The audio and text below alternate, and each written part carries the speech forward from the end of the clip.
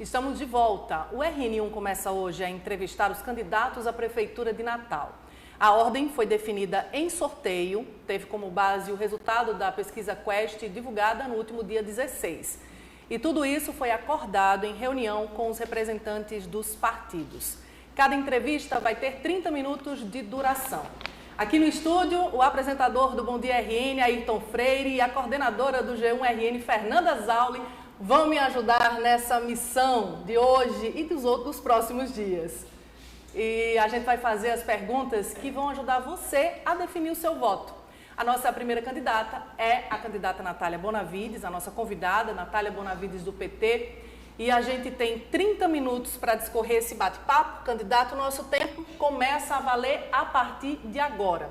E a gente já começa falando da notícia do dia, a engorda da Praia de Ponta Negra. Tivemos novidade, né, com relação a essa obra. O final de semana paralisado, voltou depois de quase 20 dias de paralisação. Como é que a senhora vê essa obra, né, tida como de muita importância para a economia e para o turismo aqui de Natal? Boa tarde. Boa tarde. Primeiro eu queria agradecer pelo convite, agradecer pela oportunidade, a quem está nos assistindo também. E é muito importante que as pessoas assistam todos os dias de entrevista para verem quem está mais preparado, quem tem as melhores propostas para apresentar para a cidade. Esse tema da engorda é um tema que está angustiando muito nossa cidade, porque você vê, em 2012, na época que Paulinho Freire era vice-prefeito de Micarla, foi quando teve o primeiro avanço do mar que chegou a derrubar o calçadão. E em 2013, Carlos Eduardo assumiu, a partir dali, todos os estudos já indicavam a necessidade de uma engorda. No entanto, isso não foi feito na época que deveria. Em vez disso, Carlos Eduardo fez aquela obra de colocar as pedras que encheu Ponta Negra de ratos e que, inclusive, acelerou o processo de erosão. E a gente chega agora em 2024, anos depois de a necessidade da engorda ter sido identificada sem a obra pronta.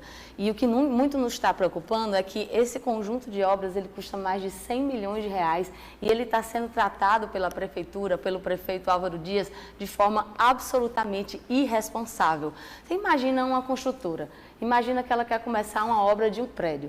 E aí ela mobiliza todo o canteiro de obras, ela chama os trabalhadores que vão trabalhar na obra, ela chama os caminhões, tudo, e quando chega lá, não tem cimento, não tem argamassa. Foi mais ou menos isso que a prefeitura fez com a obra da engorda, só que com recurso público, que vai deixando a obra mais cara, e vocês sabem que depois quem vai pagar o preço são os cidadãos natalenses. E hoje essa notícia segue nos preocupando, porque é preciso ser dito pela prefeitura se essa área de onde se está sendo tirada a areia, se ela tem licença ambiental ou não. Por quê?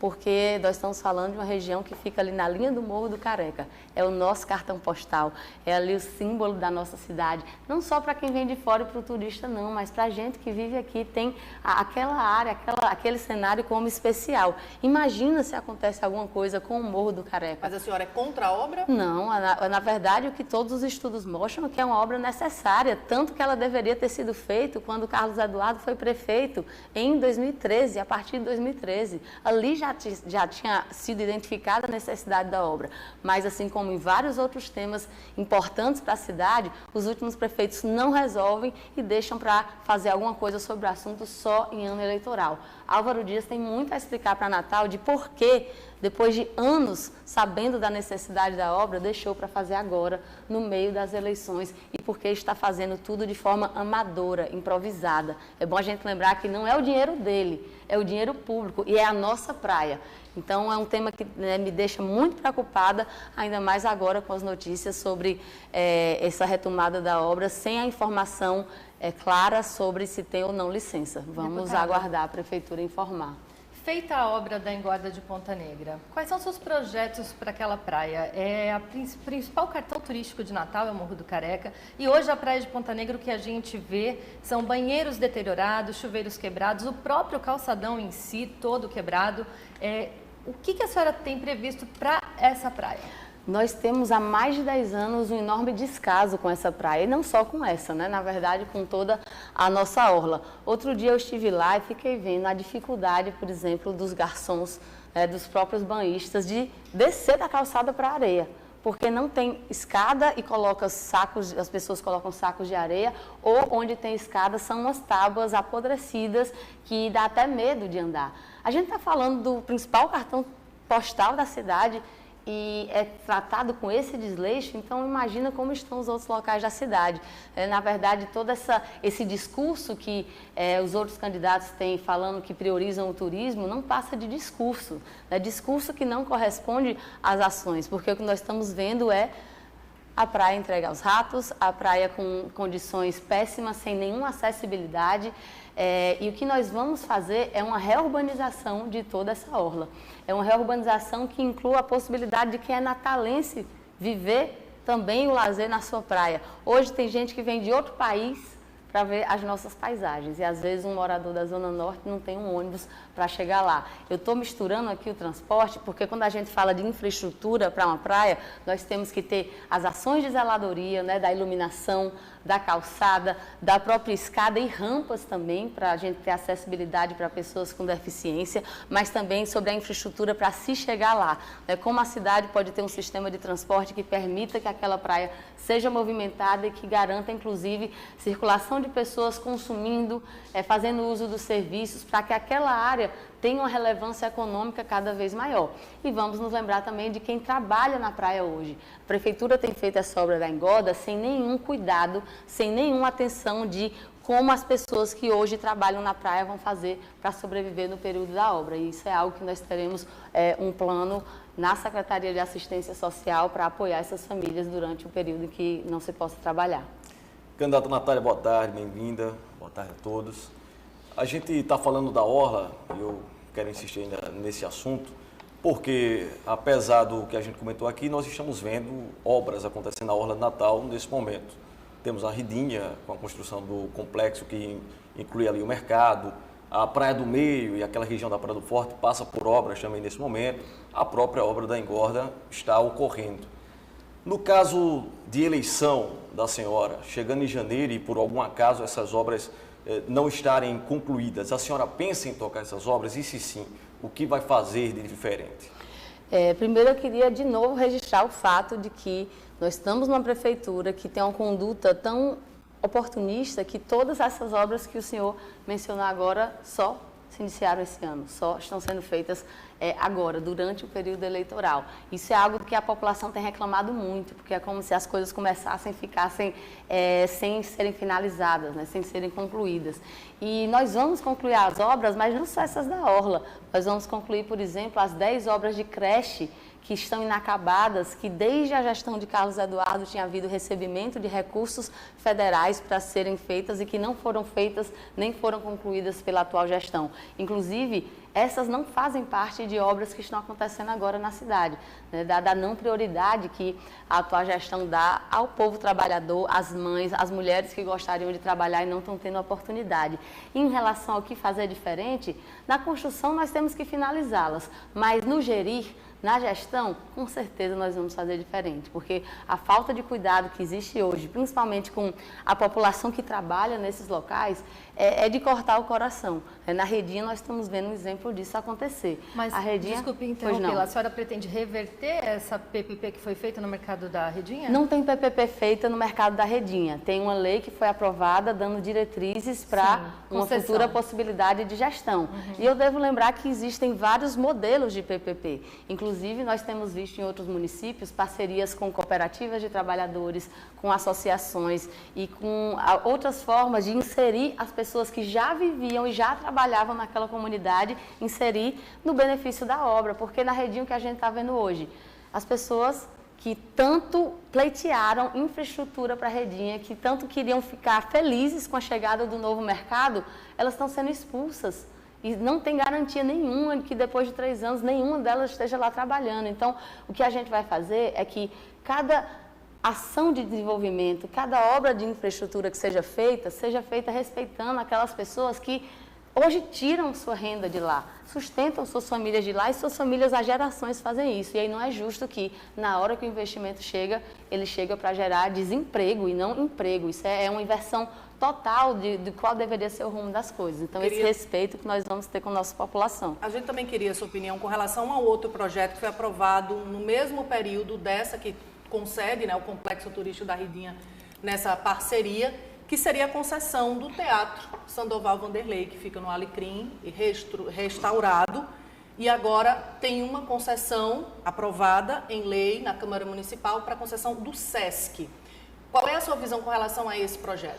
Eu traria 2 pontos, né? Primeiro, eu quero reconhecer o SESC como um grande realizador de cultura no nosso país, né? Tem sido visível a quantidade de projetos, principalmente na área de teatro, né, de educação artística, que tem sido feito em outros espaços. Eu acho que vai ser bastante relevante ter o SESC no Sandoval. Agora, eu não posso aqui deixar de mencionar a forma que a Prefeitura fez de mandar um projeto em regime de urgência sem trazer nenhum debate com a sociedade, que deixou, inclusive, muitas pessoas receosas de qual ia ser o destino do teatro, porque quando eu fui vereadora, em 2017 e 2018, o prefeito Carlos Eduardo chegou a mandar para a Câmara um projeto para vender aquele espaço, mas vender não como teatro, ele já dava o teatro como morto, ele dizia que ia vender o terreno do teatro, né? E ali, portanto, ia deixar de ser um espaço onde aconteceriam eventos culturais. Então, houve muito receio da classe artística por essa forma antidemocrática de se fazer propostas, né? Que não considera sequer escutar a opinião das pessoas. Bom, mas esse é um tema que foi aprovado na Câmara e que, sendo o SESC que vai participar dessa gestão, eu acredito que a Prefeitura vai poder fazer, né, na nossa gestão, boas parcerias naquele espaço. A gente tem vários temas para discorrer sobre, né, nessa entrevista, mas a gente queria falar também sobre política partidária, né? A senhora tem adversários, incluindo, por exemplo, o ex-prefeito Carlos Eduardo, que tem vários anos de como prefeito no Executivo. E na última eleição, em 2022, o PT, né, seu partido, apoiou o candidato Carlos Eduardo ao Senado. Como é que a senhora vê essa mudança na conjuntura da política, estando agora em palanques opostos? Olha, dentro do nosso partido, né, o PT, existe uma democracia interna que permite debate, que permite divergência. Esse foi um dos temas em que foi muito, inclusive, noticiado na época a divergência, a discordância que eu tive em relação ao apoio ao ex-prefeito, né? Isso porque eu fui vereadora enquanto ele era prefeito, e uma vereadora de oposição. Fui eu, inclusive, que denunciei quando ele fez um saque de 200 milhões na previdência dos servidores municipais. Hoje esse rombo permanece. E fui eu também que descobri que ele não estava nem repassando as contribuições dos servidores para os fundos previdenciários.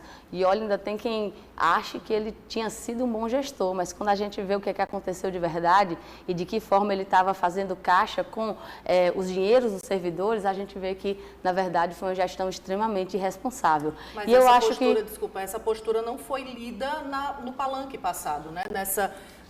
No contra. Na verdade, houve uma cobertura exaustiva da mídia em relação a esses debates no processo interno e todo mundo sabe que eu votei contra essa parceria. Agora, quem eu acho que tem que se explicar é ele que a cada 2 anos muda de lado, o que indica para a gente que, na verdade, ele não tem um projeto de desenvolvimento para a cidade, ele não tem um projeto de cidade, porque ele tem um projeto pessoal. Ele só aparece para a cidade quando é época de eleição. Na verdade, eu nem sei o que é que ele faz, com o que é que ele trabalha, que ações de solidariedade ele pensou em fazer, por exemplo, durante a pandemia. Eu não sei, porque uma pessoa que só tem um projeto pessoal, ela aparece na época da eleição, se junta com quem quer que favoreça mais, na opinião dela, o seu projeto pessoal e se apresenta da cidade como ele está se apresentando agora. Não é à toa a queda, dia após dia, do índice de pessoas que pretendem votar nele, porque as pessoas estão observando isso, estão reconhecendo. Se antes respondiam que iam votar nele, a maior parte das pessoas,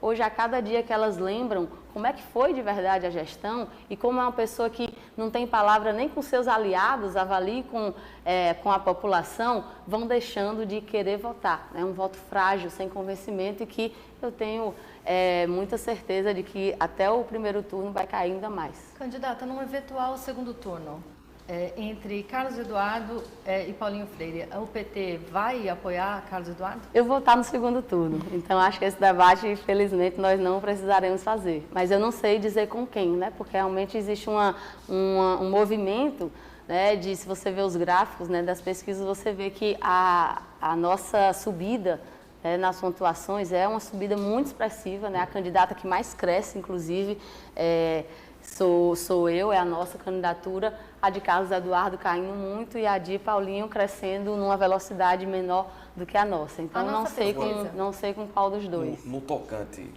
Eu ia perguntar sobre a rejeição, que a nossa pesquisa Quest divulgada apontou a senhora como a candidata com maior percentual de rejeição, 45%. Há tempo de reverter essa rejeição? Olha, e a que a senhora acha que se deve essa rejeição? Olha, respondo os dois na mesma resposta. Na verdade, tradicionalmente, se você olhar em qualquer eleição, candidaturas que são de partidos fortes, né, de partidos grandes, que têm uma relevância no cenário político, inclusive nacional, elas comumente têm uma rejeição desse tipo, né? Da mesma forma que elas têm um percentual de adesão que também está sempre ali surgindo. Isso se deve à polarização que existe hoje na nossa sociedade e eu acho que através dos nossos programas de TV, das nossas caminhadas em cada cantinho de Natal, nós estamos cada vez mais mostrando para as pessoas qual é o nosso projeto de cidade e muito felizes com ver uma adesão cada vez mais significativa. Eu queria mudar completamente agora a chavinha, se me permitem, para a gente falar de um grande problema de Natal, que é o transporte público, né? Não só de Natal, várias cidades sofrem com isso, mas o nosso foco aqui é Natal. No plano de governo da senhora está escrito: articular todos os meios coletivos de transporte em uma rede única, de alcance metropolitano, integrada física, tarifária e operacionalmente. Eu confesso que fiquei curioso, alcance metropolitano, como, se a senhora, em caso de eleição, vai ser prefeita de Natal? Porque na minha cabeça me veio a malha de outros municípios também. E é disso mesmo que nós temos que falar, né? Existe um debate da região metropolitana que tem inclusive uma produção riquíssima feita pela UFRN em relação a esse tema, que demonstra como a integração da capital com os municípios que compõem a região metropolitana é um fator fundamental para o desenvolvimento econômico. Hoje nós não vemos nenhuma integração desse tipo. E eu vou dar aqui um exemplo em que nós estamos sendo muito prejudicados em relação a isso. O tema da economia. Hoje não existe na prefeitura, inclusive nem nos planos de governo de todos os outros candidatos, não existe a proposta de uma Secretaria de Desenvolvimento Econômico. E nós temos, você estava conversando com os natalenses e vendo as pessoas falando, como há 15, 20 anos a gente achava que a nossa cidade que era a melhor de morar, era para cá que todo mundo queria vir, e essa autoestima foi se perdendo e a gente começou a falar de João Pessoa, de Fortaleza, de Recife, só que essa sensação não é só uma sensação, ela se baseia realmente nos números do que está acontecendo com o Natal. O desemprego é maior do que a média nacional, a desindustrialização é mais veloz do que onde está tendo desindustrialização, mas em João Pessoa, por exemplo, está tendo um processo de industrialização. A desigualdade, nos últimos 6 anos que Carlos Eduardo governou, em 5 desses anos, Natal terminou mais desigual do que tinha começado o ano. E o governo Álvaro Dias segue para os mesmos dados. Então, tudo isso tem que ser potencializado por um projeto de desenvolvimento econômico que aproveite todas as nossas potencialidades e não aquelas que são ditas as naturais. Nós precisamos do turismo de belezas naturais, precisamos e muito, mas a gente pode fazer muito mais nessa cidade. E por que eu estou falando isso nessa pergunta? Porque o tema da região metropolitana, ele foi central em todas as capitais que se desenvolveram, que conseguiram aumentar a arrecadação para ter mais recursos para investimentos. E a nossa proposta é que tem que ser a capital que puxa esse debate. Não adianta você esperar que um município que está na região metropolitana e que não seja Natal tenha condições políticas objetivas de puxar essa integração. Mas a senhora concorda que é muito difícil? Porque hoje, por exemplo, a gente vê em vários momentos o governo do estado e prefeituras de Parnamirim, por exemplo, batendo cabeça em questões simples, como a Avenida Olavo Montenegro. Isso acontece em outras cidades também. Eu fico pensando como que seria essa relação, então, de prefeito para prefeito, com todos tendo a mesma competência. Eu concordo que pode ser desafiador, mas eu não acho que seja assim tão difícil. Eu acho que não foi tentado por nenhuma das últimas gestões. Existem instrumentos jurídicos, como de consórcios, como de associação de prefeitos, que estão sendo utilizadas até em nível regional. E eu poderia mencionar aqui o exemplo do consórcio Amazônia, do consórcio Nordeste. E como é que a gente vai dizer, vai abrir mão, vai desistir, não vai sequer tentar conversar as cidades que estão aqui coladinhas. Então, com certeza, na primeira semana após a nossa vitória, nós vamos conversar com os outros prefeitos eleitos dos municípios da região metropolitana para a gente pensar o que vai fazer junto. E não é só no tema de transporte que isso é possível. No tema de compras públicas, municípios que têm feito esse tipo de consórcio têm economizado muito. Às vezes, máquinas que um município tem e outro não tem, e que não tem condição de comprar e que tem como ter um intercâmbio desses equipamentos. Se a gente desenvolve a região metropolitana, Natal se desenvolve junto. Se a gente consegue atrair indústrias para a região metropolitana, Natal se desenvolve junto. Por isso, inclusive, que eu destinei emenda parlamentar para o PAX, para o Parque Tecnológico, que Macaíba está construindo, junto com iniciativas de professores, ex-professores da UFRN, porque eu sei que lá a gente tem ali uma perspectiva de futuro, de médio prazo, de nós atrairmos investimentos, porque nossa cidade não foi sequer a que mais empregou no ano passado. Como danada, a capital de um estado não é a cidade que mais emprega naquele estado. Então tem muita coisa para ser feita aqui e nós vamos tratar do tema da região metropolitana, porque a gente precisa desenvolver a região todinha. Até insistindo, né, na pergunta do Ayrton com relação à licitação, porque eu acho que é o maior desafio dos prefeitos que já passaram por Natal. Carlos Eduardo, foram 2 licitações, né, desertas. Álvaro Dias também chegou a montar o escopo dessa licitação, não chegou a ser votado na Câmara. E me chama a atenção na sua propaganda de governo, quando a senhora fala de coragem para fazer a licitação. Em que momento se precisa de coragem para fazer um documento tão importante para a sociedade? E só para eu complementar essa pergunta da Ana também, a senhora também coloca no seu plano de governo a tarifa zero. Essa tarifa zero, ela não é conflitante com a licitação que já vem dando deserta? Como que funcionaria isso? Perfeito. Vocês me dêem um momentinho para responder, que são 2 temas muito importantes, inclusive, para o nosso plano de governo. Precisa coragem. Quando a gente vê que Natal é a única capital que até hoje nunca fez uma licitação de transporte público, a gente vai atrás de entender por quê. E esse é um tema do qual o meu vice, que é Milclay, que inclusive foi 20 anos motorista de transporte alternativo, a gente não está tratando dele porque é candidato ou porque é parlamentar. Eu era estudante quando eu fui para a minha primeira audiência pública na Câmara Municipal de Natal e fiz questionamentos ao Seturne, aos representantes da Prefeitura, que hoje poderiam ser feitos iguaizinhos. Porque a única coisa que mudou no transporte público de Natal nesses 20 anos foi que piorou, foi que quase metade da frota diminuiu, que quase metade das linhas foi foram retiradas num processo que começou em Carlos Eduardo e foi aprofundado em Álvaro Dias. E por que coragem?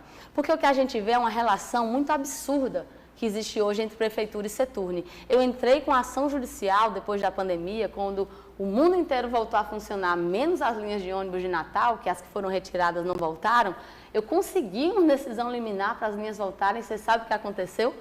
Nada. A Prefeitura e o Seturne, nesse processo judicial, defendiam juntas que não eram para as linhas voltarem. E eu queria saber se uma pessoa que está assistindo agora descumprisse uma decisão judicial.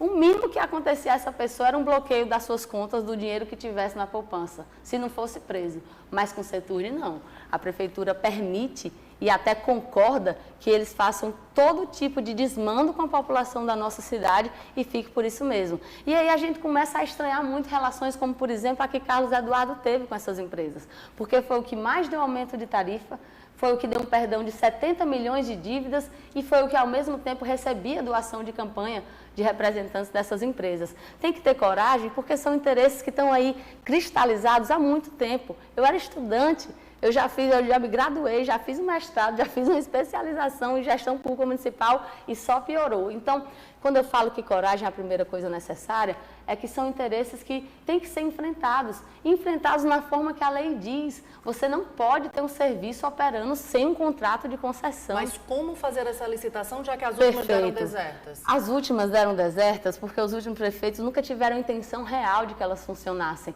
Na verdade, é muito cômodo para as empresas hoje, das quais eles são parceiros, ficar sem regras, ficam sem obrigação, tira a linha de ônibus e fica por isso mesmo. Hoje nós vemos em vários municípios modelos novos de governanças para modelos jurídicos de licitação de transporte público que têm feito, por exemplo, a repartição da licitação entre o fornecimento dos veículos e a operação do sistema. Você tem visto modelos como, até mesmo em São Paulo, que tem uma empresa pública que está compatível com as empresas concessionárias, a empresa pública fazendo ali a gestão das diretrizes que devem organizar o sistema de transporte, e aí sim as empresas concessionárias cumprindo com aquilo que está constante no edital de licitação. Então são várias formas que estão acontecendo no mundo e que não têm sido sequer tentadas aqui. O rascunho de edital que Álvaro Dias fez mantém esse mesmo modelo de hoje, de total omissão da Prefeitura em relação ao sistema. E por que nós falamos de tarifa zero? E por que isso não tem nenhuma incompatibilidade com a licitação? Na verdade, o oposto. Hoje em dia, esse tema da tarifa zero, ele teve um giro na perspectiva econômica. As empresas que antes rechaçavam esse tema, hoje, as empresas de ônibus são um dos setores que tem defendido, porque para eles a instabilidade da diminuição, ano após ano, do número de usuários no serviço, está fazendo com que exista uma insegurança sobre sua taxa de lucro. Eles acreditam que a tarifa zero é uma forma, inclusive, de ter uma previsibilidade. E como a gente faria isso? Por que vale a pena tratar desse assunto? Eu e meu vice Milcley, nós trouxemos esse tema para ser implementado de forma gradual. Significa que nós podemos, por exemplo, iniciar com a tarifa zero no domingo, para as pessoas, incentivar que as pessoas vão para a praia, vão ter um dia de lazer, vão ali ter onde tomar seu refrigerante, sua água de coco na praia. Depois vamos pensar nos estudantes. A região metropolitana de Fortaleza, a Prefeitura de Fortaleza fez e o governo do estado na região metropolitana implementou tarifa zero para os estudantes. E aí você vai vendo que de forma gradual é possível fazer isso com toda a responsabilidade e mais do que isso, com retorno. Nós vemos um município como Caucaia, é menor do que Natal, mas já é um município médio e não um município pequeno, que implementou a tarifa zero de forma total e o que eles viram foi um ganho de arrecadação para o município. Porque as pessoas, primeiro, começaram a circular mais na cidade e, segundo, passaram a economizar aquele valor do transporte. O transporte hoje é o segundo maior gasto do brasileiro, só fica atrás de habitação.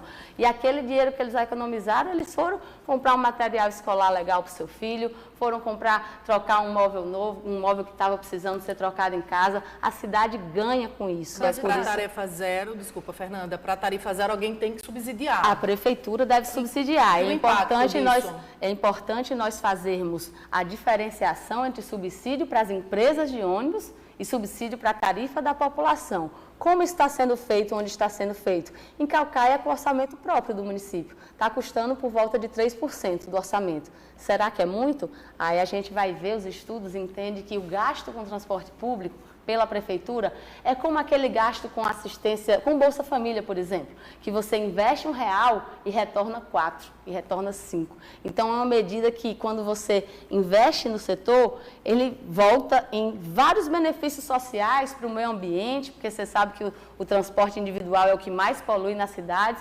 diminui o trânsito, o engarrafamento, mas, além disso, tem um retorno econômico para a prefeitura. E vai ser feito de forma gradual, porque a implementação deve ser com muito cuidado, para justamente não ter nenhum déficit inadequado no orçamento, mas sabendo que é uma política que traz retorno econômico real e é muito bom para o setor produtivo.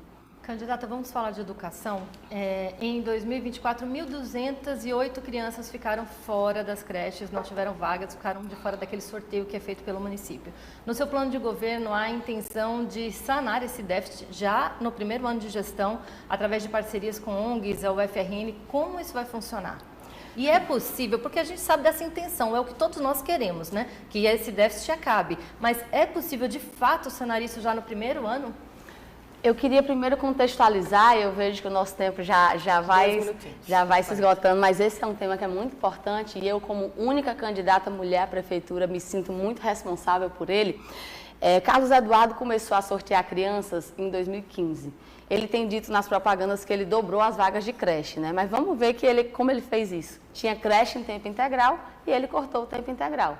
Aí ficou o turno para as outras crianças novas e milhares de mulheres perderam seu trabalho por causa dessa medida. E aí o que aconteceu? Álvaro Dias continuou. São quase 10 anos de sorteio, sem que 10 anos dá para fazer todo tipo de planejamento para você, inclusive, terminar as obras inacabadas. Inclusive, a secretária de planejamento de Álvaro Dias era hoje a vice de Paulinho Freire, né? A mulher que foi a secretária. E o que a gente vê é que nunca teve interesse nisso, porque ninguém olha para as mulheres e para as crianças dessa cidade. Ontem eu fiz com o meu vice uma roda de conversa no bairro de Nossa Senhora da Apresentação só com mães, e foi de cortar o coração. Porque quando você não pode trabalhar, você não pode buscar autonomia, você não pode, às vezes, se libertar de uma situação de violência doméstica. Eu faço questão desse tema, porque eu sei o que ele significa para as mulheres. E por que dá para fazer já? porque enquanto nós terminamos as obras inacabadas, inclusive concorremos a novas obras, porque o governo federal tem mandado recursos para isso, e Natal só não recebeu 3 novas creches porque tinha as 10 obras paradas, para vocês verem como essa prefeitura está fazendo mal à cidade. Nós vamos fazer convênios com organizações da sociedade civil, com entidades filantrópicas que são modelos que já estão acontecendo, por exemplo, em Juiz de Fora, que tem vagas públicas, mas tem um residual de vagas que o setor público não está conseguindo prover, que estão sendo feitas nesse formato, e até em Recife, aqui pertinho do lado, onde o prefeito João Campos está fazendo o PPP para a criação dessas novas vagas de forma emergencial. Eu tinha muito mais para falar sobre esse tema, especialmente sobre as mães atípicas, que essas sim, as que têm, por exemplo, um filho, uma filha com autismo, estão em muito sofrimento na sua saúde mental, mas eu queria terminar aqui agradecendo a oportunidade, agradecendo esse momento de a gente conversar um pouco mais com a nossa população, e eu queria me dirigir a quem está nos assistindo. Eu sei que essa época de política dá até uma impaciência das mesmas pessoas vindo falar que vão fazer o que não fizeram quando tiveram oportunidade. Mas esse ano nós temos a opção para fazer diferente, para mudar essa perspectiva de falta de cuidado com o nosso povo. Não vamos botar mais quem quando chega lá só governa para as elites de sempre. Vamos botar quem vai estar lá para fazer diferente para o nosso povo trabalhador da cidade. Dia 6, vamos votar 13. E muito obrigada pela Final atenção. de tempo da candidata Natália Bonavides, nossa primeira convidada dessa rodada de entrevistas. Agradeço também Fernanda Zauli.